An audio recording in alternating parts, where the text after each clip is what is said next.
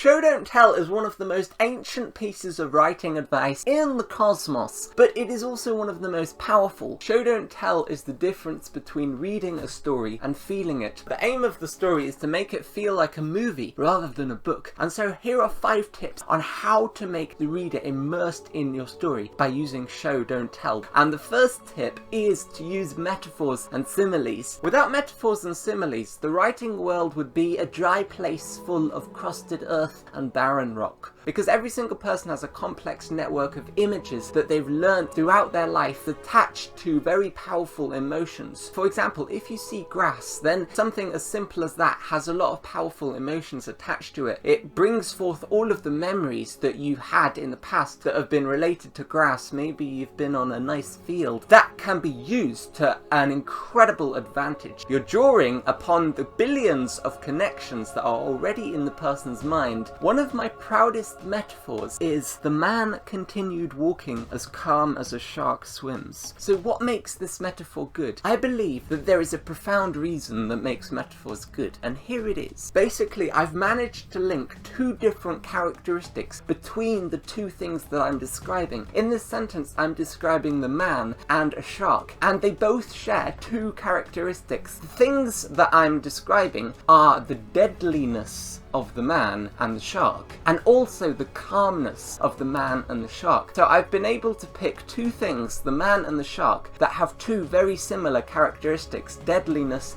and also calmness. Because of that, it has created a strong link between the 2, which creates a good metaphor. I believe good metaphors have at least 2 strong links, perhaps even 3 or 4 if you're a genius. And another thing that makes this metaphor good is the fact that it's unique. If you think of it this way, imagine a song that you've listened to again and again and again, and no matter how good the song is, it's always gonna suck after the 100th time of listening to it. It might have been a wonderful song, but no one likes a song that is repeated again and again. No matter how good the song is, you will always get tired of it eventually. It's the same with metaphors. Metaphors like their eyes were blue like the ocean. Those were probably good metaphors for the first person who ever came up with it in the Bronze Age, but since then, it's just unoriginal, and it's boring, and we don't really have any kind of connection to it because we've heard it a million times before, and so why would we even care? This is one of the reasons, as a Christian, that I find many sermons in church boring, because they just say the same thing over and over again. And honestly, if you're not a Christian, then I'm not surprised, because church is often quite boring, which is another reason why I love Steven Furtick, because he tells incredible stories in a church setting, and if you want some inspiration for stories, then he is a very good person to listen to because he is a very good teller of stories. Producing good content is all about saying the same thing in a new way, and I believe that that is how you influence people, and I'm trying to do that more and more with this YouTube channel and my blog. And if you like it, then subscribe. The second tip is to use body language. According to a communications expert, Dr. Mehrabian, probably saying that wrong, most certainly am saying that wrong. I always say names wrong. Don't criticize me, because we've all got flaws. According to a research experiment that Dr. Mehrabian did, he found out that 55% of communication is expressed through body language, and 38% is through the tone of voice that we use, and only 7% is the actual words that we use. So the words that I'm speaking right now to you have much less of an impact than the way that I'm speaking them.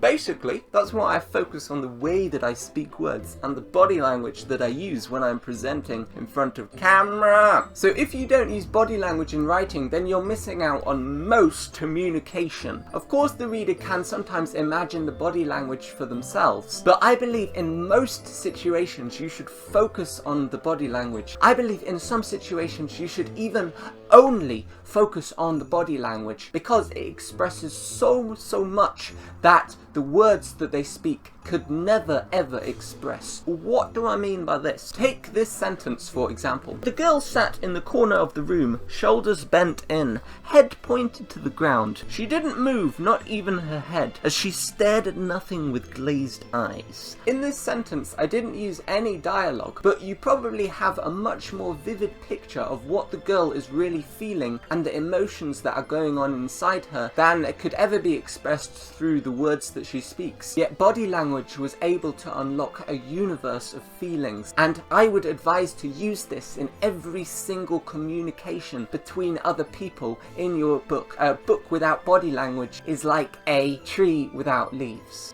I don't know if that works, but yeah, I'm going with it. Yeah. The third tip is to use dialogue. Whoa! What a contradiction!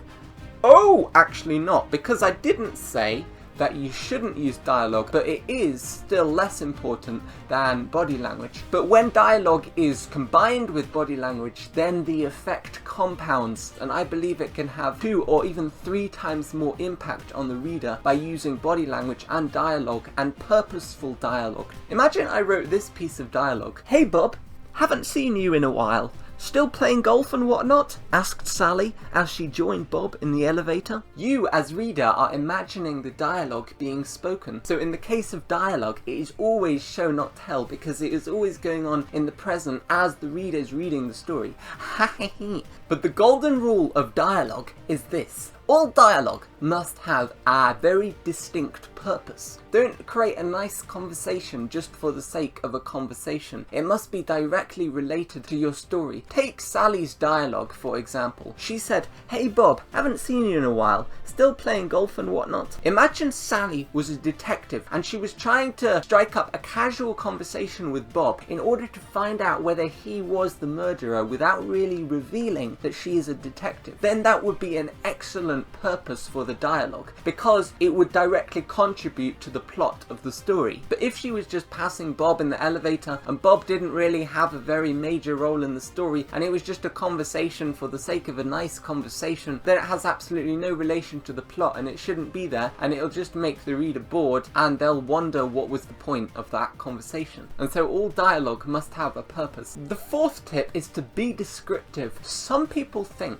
that show sentences are less efficient because show sentences are usually always longer than tell sentences because they're much more descriptive, and they think that because of that it is less efficient because you're not moving the story forwards. But I would disagree with that. I think show sentences are much more efficient because they convey much more emotion, and I'll take this as an example. Imagine Lord of the Rings. Imagine if I described the whole story of Lord of the Rings in one sentence. Frodo went on a dangerous adventure with his friends and destroyed an evil ring. Now that sentence is extremely efficient. It has basically told you the entire story in one sentence. You're welcome. Sure, this is an extreme example, but it shows how the fast pace of stories isn't always the most important thing. Of course, pacing is important, but the thing that is more important is evoking the strongest emotion in the least words possible. And so this is done extremely effectively through Show Don't Tell. I recommend reading The Name of the Wind, especially the first chapter, because it is an excellent example of Show Don't Tell. Basically, in the first chapter, nothing really happens, and the whole chapter is just not really building to anything. He is simply describing the concept of silence, and it is incredibly descriptive. True, it sets the scene perfectly, but apart from that, it doesn't really progress the story forwards. It tells us nothing about the characters or the plot. No dialogue is included, and it is simply a description of the silence that is brooding in the village where the book begins. But it hooks the reader in so powerfully because it conveys so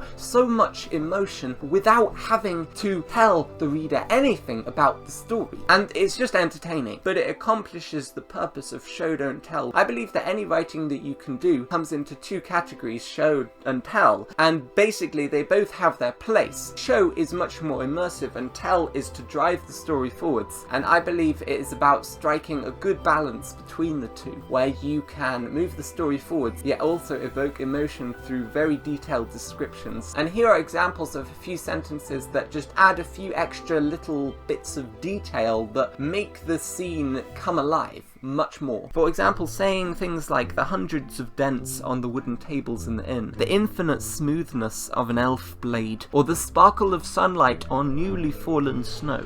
So the fifth tip is to use the 5 sentences. 5 senses, that's what I meant to say.